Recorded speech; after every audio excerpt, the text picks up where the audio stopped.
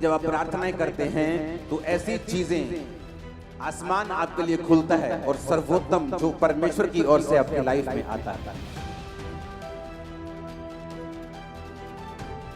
ऊपर से जो आएगा वो तभी आएगा जब आप मांगेंगे, क्योंकि वचन कहता है मांगो तो दिया जाएगा। बाइबल कहती है जो सुख यहोवा देता है उसके साथ वो दुख नहीं मिलाता।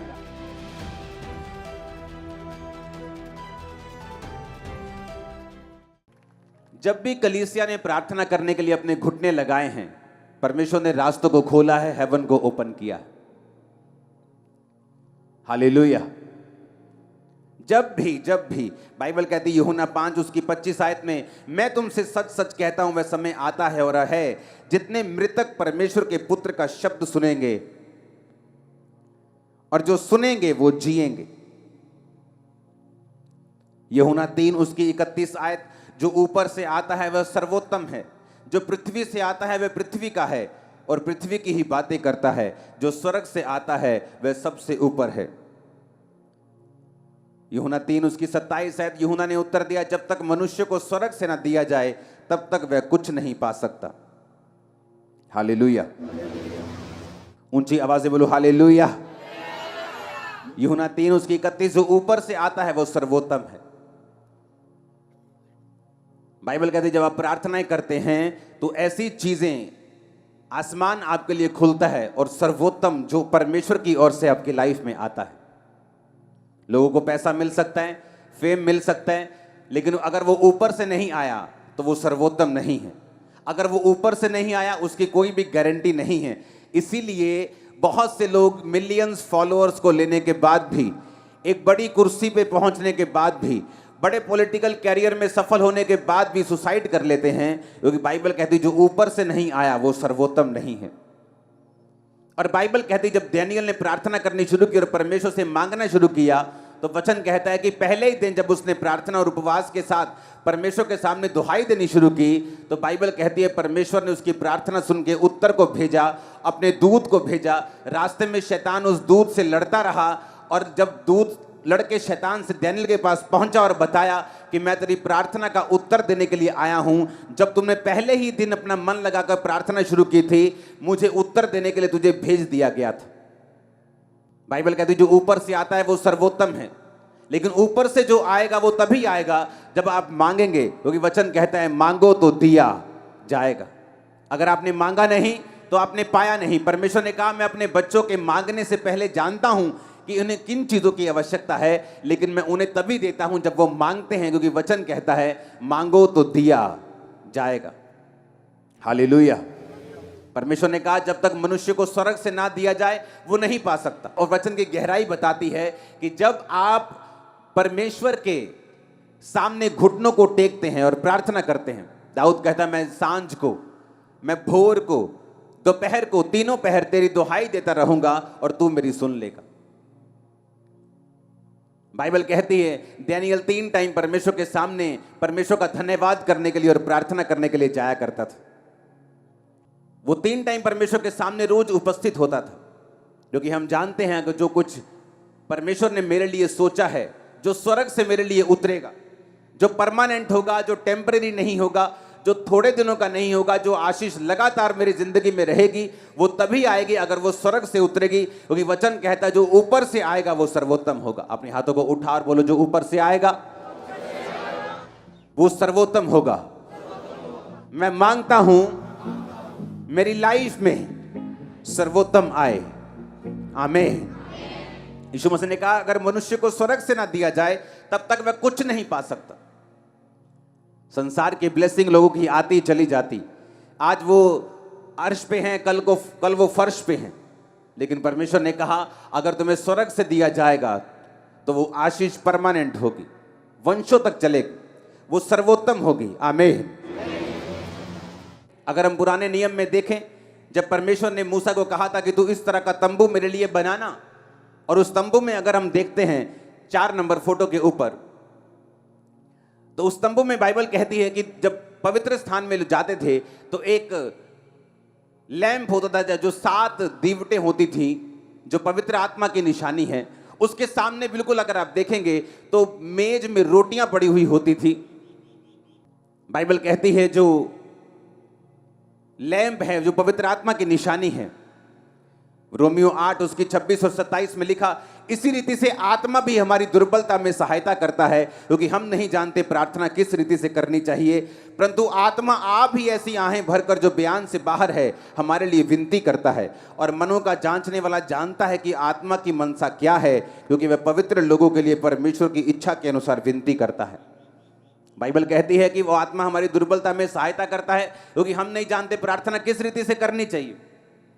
पवित्र स्थान में जब मूसा को परमेश्वर ने दिखाया कि एक लैंप रखना, एक ही टुकड़े से उसे बनाना और 7 दीवटे बनाना, जिसका मतलब है पवित्र आत्मा की प्रेजेंस। एक विश्वासी जब पवित्र आत्मा में होकर प्रार्थना करता है, बाइबल कहती है वो नहीं जानता प्रार्थना किस रीति से करनी चाहिए। इस तरह लोग बोलते हैं मैं प्रार्थना में क्या बोलूंगा, मुझे प्रार्थना करनी नहीं आती। लेकिन बाइबल कहती है जब पवित्र आत्मा आप ग्रहण करते हैं, जो कि आपको पापों की क्षमा के साथ प्राप्त होता है, आप खुदावन से पापों की क्षमा को मांगते हैं, यीशु के लहू को मांगते हैं, आप पाप छोड़ते हैं, अपने जीवन में एक ही परमेश्वर यीशु मसीह को ग्रहण करते हैं, उसके पीछे चलना शुरू करते हैं, उसके वचन को मानना शुरू करते हैं। बाइबल कहती है पवित्र आत्मा आपके अंदर आता है, परमेश्वर आपको पवित्र आत्मा से भरता है, और जब पवित्र आत्मा से वो आपको भरता है तो बाइबल कहती है जब आप प्रार्थना करना नहीं जानते, क्योंकि मनुष्य जब भी प्रार्थना करेगा बक बक के अलावा कुछ नहीं करेगा। क्योंकि बाइबल कहती है परमेश्वर ने कहा अन्य जातियों की तरह प्रार्थना में बक बक मत करो, क्योंकि उन्हें लगता है कि जब वो बहुत बोलेंगे, अलग अलग तरह से बोलेंगे तो उनकी सुनी जाएगी। परमेश्वर ने कहा अन्य जातियों की तरह प्रार्थना में बक बक ना करो, पर पवित्र आत्मा जब तुम्हारे अंदर होगा वो तुम्हें प्रार्थना करने को सिखाएगा। हालेलुया। क्योंकि तुम नहीं जानते प्रार्थना किस रीति से करनी चाहिए। आप नहीं जानते आप 365 दिनों के लिए क्यों इकट्ठा हुए। मैं भी नहीं जानता पूरी रीति के साथ, लेकिन मैं जानता हूं ये परमेश्वर ने कहा है, और जैसे ही आप इकट्ठा होना शुरू हुए हैं परमेश्वर ने काम करना शुरू किया है। अब परमेश्वर ने क्यों वो फोटो में दिखाया है कि वो पवित्र आत्मा उस लैंप को उसी जगह क्यों रखा जहां रोटी पड़ी है। ये विश्वासियों के लिए एक मैसेज है। अगर आपकी लाइफ में पवित्र आत्मा नहीं है तो आप नहीं जानते प्रार्थना किस रीति से करनी चाहिए, और अगर आपको पवित्र आत्मा के द्वारा प्रार्थना नहीं करते, आप नहीं पा सकते जो ऊपर से आता है। आप धरती की आशीषें पा सकते हैं, लेकिन वो परमेश्वर की ओर से अगर नहीं है, वो टेम्परेरी है, थोड़ी देर के लिए है। बाइबल कहती है जो सुख यहोवा देता है उसके साथ वो दुख नहीं मिलाता। अगर वो आपको पैसा देगा उसको भोगने की शक्ति भी देगा। अगर आपको वो शरीर देगा वो पैसा भी देगा। अगर पैसा देगा तो आपको बीमारियां नहीं देगा कि आप उसका आनंद मान सकें, अपने बच्चों के साथ, फैमिली के साथ रह सकें। वो आपको बरकत देगा। और बाइबल कहती है जो ऊपर से आता है वो सर्वोत्तम है। और अगर ऊपर से कोई ब्लेसिंग चाहिए तो आपको प्रार्थना करनी आनी चाहिए। अगर प्रार्थना आनी आपको सीखनी है तो बाइबल कहती तुम अपनी मर्जी से प्रार्थना नहीं कर सकते, पवित्र आत्मा तुमको सिखाता है प्रार्थना किस रीति से करनी चाहिए। आमीन। कई बार आप प्रार्थना करने के लिए बैठते हैं, आपको रोना आता है। कई बार आप प्रार्थना करने के लिए बैठते हैं, आपको जोश आता है। आप प्रार्थना करने के लिए बैठते हैं, कई बार आपका दिल करता है वर्शिप सुने, आनंद से। ये सब पवित्र आत्मा के कार्य हैं। आमीन। पवित्र आत्मा आपकी लाइफ में करता क्या है? यीशु मसीह ने कहा जब शैतान ने उसे परखा, मत्ती 4 उसकी 3-4, परखने वाले ने जब पास आकर यीशु से कहा यदि तू परमेश्वर का बेटा है तो कह दे ये पत्थर रोटियां बन जाएं।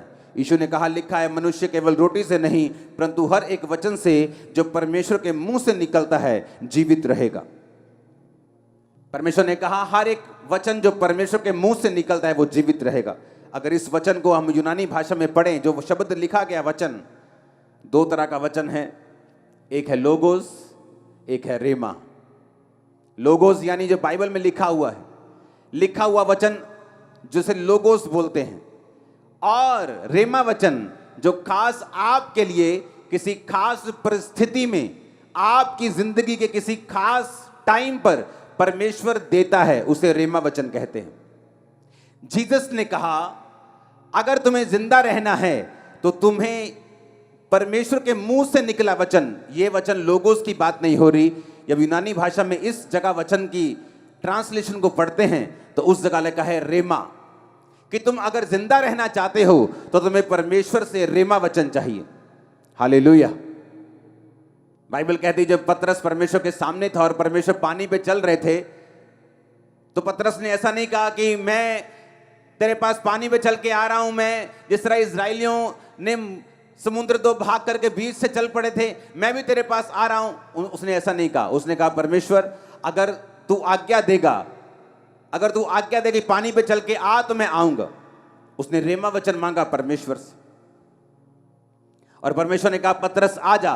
कोई भी चेला पानी पे नहीं चला पतरस के अलावा, क्योंकि परमेश्वर ने उसको रेमा वचन, यानी वो वचन जो उसकी जिंदगी में खास परमेश्वर ने दिया था।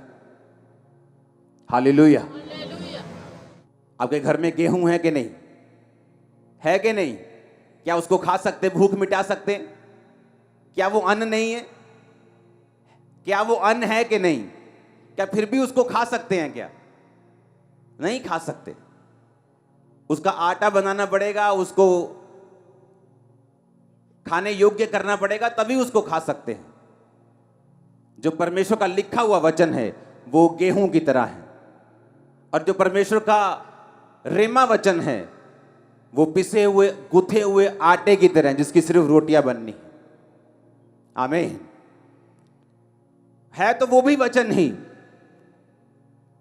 लेकिन आपकी लाइफ में अभी पर्सनल नहीं हुआ, क्योंकि आपने अभी लिखा हुआ जो वचन है उसको पढ़ा नहीं है। आप परमेश्वर की प्रेजेंस में बैठे नहीं हैं। आपने पवित्र आत्मा के साथ समय नहीं बताया कि वो लिखे हुए वचन को आपकी जिंदगी में जीवित कर दे। एक व्यक्ति बीमार हो सकता है चर्च में, और उसे मालूम है कि जीसस क्राइस्ट के कोड़े खाने से मैं चंगा हो चुका हूं, लेकिन कभी प्रार्थना में नहीं बैठा। लेकिन जैसे ही वो प्रार्थना में बैठेगा, इस वचन को पढ़ेगा, इस वचन को रियलाइज करेगा कि जीसस ने मेरे लिए कोड़े खाए हैं, वो इस वचन के विषय में प्रार्थना करेगा, तो हो सकता है ये वचन पवित्र आत्मा एक दिन उसके जिंदगी में जीवित कर दे। और जैसे ही वचन जीवित होता है, उसको अंदर से मालूम होना शुरू हो जाता है कि नहीं, अब उसके कोड़े खाने से मैं सचमुच चंगा हो चुका हूं, ये बीमारी जाएगी, मैं नेक्स्ट टाइम जब डॉक्टर के पास जाऊंगा ये रोग जा चुका होगा और मेरी रिपोर्ट नॉर्मल होगी। मैं उस वचन की बात कर रहा हूं। आमीन। लेकिन ये प्रैक्टिकल चीजें हैं। जब आप परमेश्वर की प्रेजेंस में बैठते हैं, पवित्र आत्मा की मदद को मांगते हैं, तो वो आपकी लाइफ में आपको देता है। कितने इस बात को समझ रहे हैं? इसलिए उसने कहा हर एक वचन से जो प्रभु के मुख से निकलेगा तुम जीवित रहोगे। हर एक उस रेमा वचन से। मेरी लाइफ में रेमा वचन अलग है जो परमेश्वर ने मुझे दिया। मेरी लाइफ के अलग अलग संघर्ष के दिनों में परमेश्वर ने मुझे रेमा वचन दिया। संघर्ष से निकल गया तब भी रेमा वचन दिया, आगे बढ़ने के लिए, चर्च को एक नेक्स्ट लेवल पे लेके जाने के लिए। अब भी वो मुझको रेमा वचन देता है एक नेक्स्ट लेवल पे जाने के लिए और आगे बढ़ने के लिए। वो आपको रोज रोज, हर महीने, हर 15 दिन में, हर 6 महीने वो आपको रेमा वचन देता है। वो आपके बिजनेस के लिए हो सकता है, आपके फैमिली के लिए हो सकता है, वो आपके परिवार के लिए हो सकता है, आपके शरीर के लिए हो सकता है, आपकी सेवकाई के लिए हो सकता है। जो कुछ परमेश्वर ने आपके लिए सोचा है, जो सर्वोत्तम है, जो स्वर्ग में आपके लिए रखा हुआ है, उसको नीचे धरती पर प्रैक्टिकल लाने के लिए आपको पवित्र आत्मा के साथ संगति करनी पड़ेगी। आपको वचन पढ़ना पड़ेगा, और आपको वचन पढ़ते हुए यह ध्यान रखना पड़ेगा कि वो पवित्र आत्मा जो आपके अंदर है उस वचन को एक दिन जिंदा कर देगा। जो कच्चा अन्न आपके पास है उसको एक दिन पका देगा, और उससे आप अपनी भूख को मिटाएंगे। और आप ही नहीं, आपका परिवार भी अपनी भूख को मिटाएगा। आमीन। ऊंचे वाला चाहिए चर्च। हालेलुया। इसलिए वचन में लिखा कि तुम नहीं जानते प्रार्थना किस रीति से करनी चाहिए। पवित्र आत्मा तुम्हें प्रार्थना करना सिखाता है। आमीन, आमीन। आप वचन पढ़ते हैं, आप वचन पढ़ते जाते हैं, पढ़ते जाते हैं। अगर पवित्र आत्मा आपके अंदर है तो एक दिन उस वचन को वो जागृत कर देगा आपकी लाइफ में। और जैसे ही वो वचन जीवित हो जाएगा, जैसे ही परमेश्वर का आत्मा जस्ट एक नैनो सेकंड में, आंख छपकने के टाइम में ही वो आपके साथ बात करेगा। और जैसे ही वो आपके साथ बात करेगा, आपको मालूम होगा मेरा हल हो चुका है। अब मुझे सिर्फ परमेश्वर की इस इंस्ट्रक्शन को फॉलो करना है, परमेश्वर के इस वचन को मानना है और आगे बढ़ना है। आमीन। बाइबल कहती है कि पवित्र आत्मा जिसका नाम ही पवित्र है, क्या आपको लगता है वो गंदी जगह में बैठेगा? उन जिंदगियों में बैठेगा जहां गंदगी है, जहां परमेश्वर के वचन के अनुसार वो नहीं चला जाता? आपको लगता है पवित्र आत्मा उन जगहों पे होगा? जब पवित्र आत्मा उन जगहों पे है ही नहीं, जब पवित्र आत्मा लाइफ में है ही नहीं, जिनकी लाइफ में नशे हैं, जिनकी लाइफ में माफी नहीं है, जो माफ करना नहीं जानते, जो अलग अलग तरह के पापों में फंसे हैं, वो पवित्र आत्मा उनके पास अगर है ही नहीं तो वो क्या जिलाएगा, वो क्या दिलवाएगा जो ऊपर का है? वो सर्वोत्तम कैसे पाएंगे? एक जानवर भी पूंछ मार के सफाई में साफ जगह में बैठता है, तो पवित्र आत्मा जो है ही पवित्र, उसे आपका जीवन पवित्रता में चाहिए, आपके अंदर आने के लिए, आपके साथ काम करने के लिए। वो उन हाथों को इस्तेमाल नहीं कर सकता जो चोरी के दागों से लिपड़े पड़े हैं, गंदे हुए पड़े हैं। वो उन पैरों के साथ नहीं चल सकता जो हर वक्त वेश्याओं के घरों की ओर जाते हैं, क्योंकि पवित्र आत्मा ही है जो आपको सिखाता है कि प्रार्थना भी कैसे करनी है। पवित्र आत्मा ही तुम्हें सिखाता है, और पवित्र आत्मा ही है जो वचन को तुम्हारे अंदर जिंदा कर देता है। बहुत लोग पढ़ते हैं बाइबल, बहुत से ऐसे लोग हैं जिन्होंने बाइबल को एज ए सब्जेक्ट पढ़ के पीएचडी की हुई, लेकिन अभी भी पवित्र आत्मा के गहरे भेदों को वो नहीं जानते, क्योंकि उन्होंने बाइबल सब्जेक्ट के रूप में पढ़ी है। लेकिन पवित्र आत्मा ही वचन में कहता है, नीति वचन में, कि मैं तुमको अपने वचन बताऊंगी, मैं वचन के गहरे भेद तुम पर उड़ेल दूंगी। वो कौन कह रहा है? वो परमेश्वर की आत्मा आपसे कह रही है। हालेलुया। परमेश्वर का आत्मा अगर आपके अंदर होगा, आपको प्रार्थना करनी आ जाएगी। अगर परमेश्वर का आत्मा आपके अंदर होगा, जब आप वचन को पढ़ेंगे, उस वचन को वो जिंदा कर देगा, आपके लिए रेमा वचन बना देगा। और जीसस ने कहा, अगर तुम्हारे पास रेमा वचन नहीं है, तुम जिंदा नहीं रह सकते। कौन से जिंदापन की मैं बात कर रहा हूं? अगर लोगों के घरों में चले जाओ, शादी तो हुई है लेकिन मरी हुई है। वो हस्बैंड वाइफ तो हैं लेकिन लोगों की निगाहों में। बिजनेस तो है लेकिन अंदर से मरा हुआ है, अंदर से खोखला है, अंदर से कर्जों से भरा हुआ है, अंदर से मरा हुआ है। फैमिली तो है, अंदर से डेड है। शरीर तो दिख रहा है, अंदर से डेड है।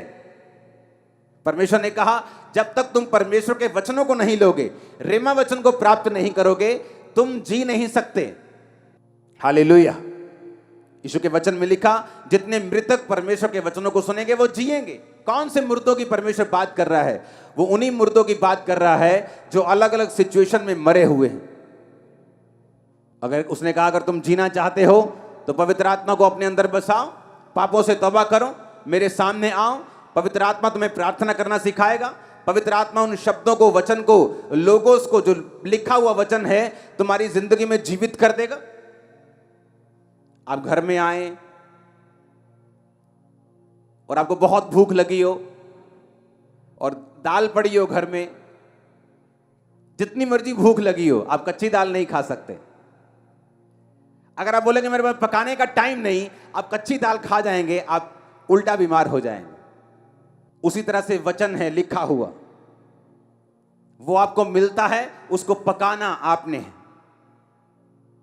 पकाने के लिए आपको तरीका चाहिए, पकाने के लिए आपको मेहनत चाहिए, पकाने के लिए आपको थोड़ा पेशेंस चाहिए, थोड़ा सा इंतजार चाहिए, थोड़ी सी टेक्निक चाहिए। और उसी तरह से पवित्र आत्मा आपकी लाइफ में करता है।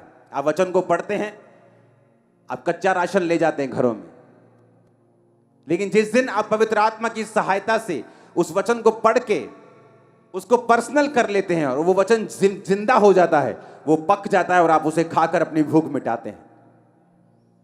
कितने मेरी बातों को समझ रहे हैं? इसलिए बहुत लोगों के घर में कच्चा राशन तो है लेकिन वो उसे पका नहीं सकते, क्योंकि पवित्र आत्मा उनके पास नहीं। इसलिए परमेश्वर होने के बावजूद भी, बाइबल उनके घरों में होने के बावजूद भी वो भूखे हैं। क्रिश्चियन होने के बावजूद वो भूखे हैं और प्यासे हैं और मरे हुए हैं, क्योंकि कच्चे राशन से आप अपने पेट को नहीं भर सकते। आप जितना भी कोशिश कर लें, आप उसे नहीं खा सकते। आपको उसे पकाना ही पड़ेगा अगर आपको भूख मिटानी है तो। हालेलुया। उसी तरह से पवित्र आत्मा जब आप प्रार्थना में बैठते हैं, वो प्रेयर करना सिखाता है।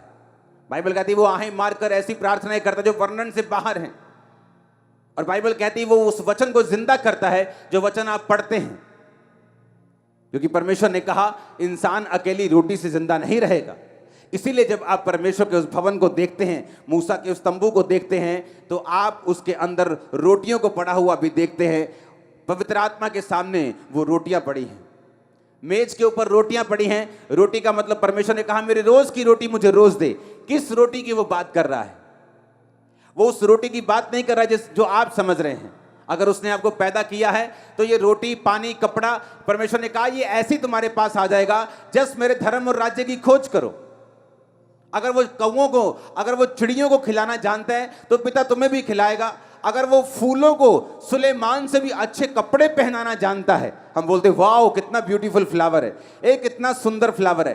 परमेश्वर ने कहा अगर वो फूलों को ऐसे कपड़े पहनाता है जो कल सूख जाएंगे, सुलेमान भी ऐसे कपड़े नहीं पहन सकता था, तो वो तुम्हें क्यों करना पहनाएगा? पर अगर तुम उसके धर्म और राज्य की खोज करो तो सब वस्तु तुम्हें मिल जाएंगी। तो परमेश्वर क्यों यहां रोटी की बात कर रहा है? और परमेश्वर यीशु मसीह ने भी कहा कि तुम प्रार्थना किया करो कि मेरे रोज की रोटी मुझे रोज दे। वो किस रोटी की बात कर रहे हैं? वो उसी रोटी की बात कर रहे हैं जो मैंने आपको समझाई है, जो रोज की रेवलेशन आपको चाहिए, जो रोज की ग्रेस आपको चाहिए, रोज का अनुग्रह आपको चाहिए अपना काम करने के लिए, क्रिश्चियन जीवन जीने के लिए, अपना बिजनेस चलाने के लिए भी आपको ग्रेस चाहिए, सेवकाई चलाने के लिए आपको ग्रेस चाहिए, बड़ा काम करने के लिए, लोगों के प्रधानमंत्रियों से मिल आपको ग्रेस चाहिए, आपको इनर पीस चाहिए, आपको ताकत चाहिए, आपको विजडम चाहिए, आपको बुद्धि चाहिए परमेश्वर कैसे बड़े काम करने। और कैसे आएगी ये? उसने कहा पवित्र आत्मा तुम्हें बताएगा। तुम सोच के मत जाना तुम क्या बोलोगे, पवित्र आत्मा तुम्हें बता दिया करेगा तुम्हें क्या बोलना है। हालेलुया। इसलिए रोटियां पड़ी हैं वहां पे। परमेश्वर ने कहा मेरे रोज की रोटी मुझे रोज दे, ताकि तुम रोज परमेश्वर की प्रेजेंस में बैठो, रोज रेमा वचन लो, रोज परमेश्वर के वचन को पर्सनलाइज करो, उसे अपना बनाओ, इंडिविजुअली उसे मानो, अपनी लाइफ के लिए उसे कबूल करो। तो उसने कहा मेरी रोज की रोटी मुझे रोज दे। वो उन रोटियों की बात नहीं कर रहा, कहता वो रोटियां तो चिड़ियों को भी वो खिलाता है, कौओं को भी खिलाता है, तो तुम्हें क्यों ना खिलाएगा? फूलों को पहनाता तुम्हें क्यों ना पहनाएगा? पर कहता मेरे धर्म और राज्य की खोज करो तो सब वस्तु में पीछे पड़ के तुम्हें मिल जाएंगे। पर कहता प्रार्थना करो कि मेरे रोज की रोटी मुझे रोज दे। Hallelujah, hallelujah. आसमान से मन्ना इजराइलियों के लिए बरसता था, रोज सुबह जाते थे, इकट्ठा करते थे, शाम तक खाते थे। अगर शाम का बचाते थे तो सड़ जाता था। परमेश्वर ने कहा रोज इकट्ठा करना मन्ना, मैं तुम्हें 2 दिन के लिए नहीं दूंगा, सिवाय शनिवार के तुम 2 दिन के लिए इकट्ठा करोगे, सब्त के दिन के लिए इकट्ठा करोगे, लेकिन रोज रोज तुम एक दिन के लिए ही इकट्ठा करोगे। तुम्हें रोज बैठना है। एक बार प्रार्थना में 2 घंटे बैठ गए, अब 2 दिन जरूरत नहीं, कहता ऐसा नहीं चलेगा। रोज का मन्ना लेना है, रोज प्रेयर करनी है, रोज खुदावंद की प्रेजेंस में बैठना है, रोज अपना क्रूस उठाना है, रोज पाप से बच के रहना है। रोज प्रतिदिन जो मेरा क्रूस उठाएगा, बाइबल कहती है मेरा चेला होगा। हालेलुया। रोज रोज रोज खुदावंद की प्रेजेंस में बैठना है, पवित्र आत्मा को इनवाइट करना है, क्योंकि आपको बुद्धि चाहिए, आपको ग्रेस चाहिए इस लाइफ में आगे बढ़ने के लिए, अटैक से बचने के लिए, शैतान से बचने के लिए, आगे बढ़ने के लिए, परमेश्वर की आवाज को सुनने के लिए, उसकी योजना को पूरा करने के लिए, ग्लोरियस लाइफ जीने के लिए, घटी से ऊपर जीने के लिए, महिमा में जीवन जीने के लिए। जोर से तारीफ करो खुदावंद की, वो आपकी लाइफ में काम कर रहा है आज चर्च। आमीन, आमीन। कितने समझ रहे इन बातों को?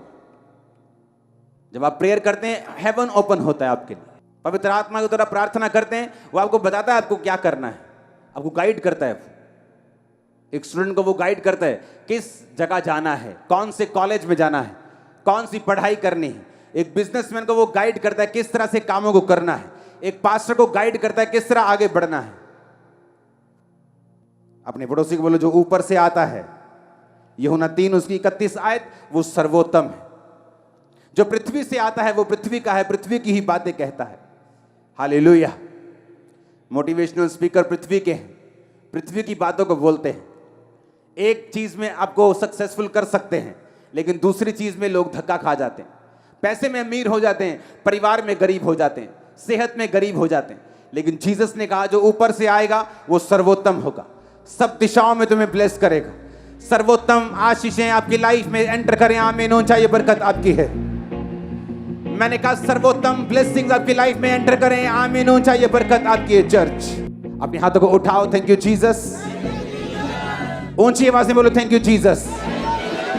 ऊंची आवाज में बोलो थैंक यू जीसस। परमेश्वर के गहरे वेदों को परमेश्वर के दास के द्वारा जानने के लिए और ऐसी और नई वीडियोस को देखने के लिए हमारे YouTube चैनल को सब्सक्राइब करें और साथ में बेल आइकन को प्रेस करें ताकि ऐसी और नई वीडियोस की नोटिफिकेशन सबसे पहले आप तक पहुंच सके। जुड़े रहें परमेश्वर की हजूरी के साथ। God bless you.